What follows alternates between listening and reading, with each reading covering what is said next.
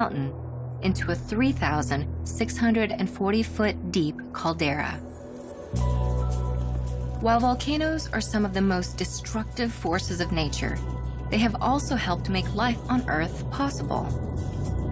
Volcanic ash provides nutrients to nearby soil, making the land fertile. And lava, when it cools, hardens into rock and creates new landforms. With heat from the heart of the Earth, volcanoes have helped terraform the planet, making it the rich, dynamic landscape we see today.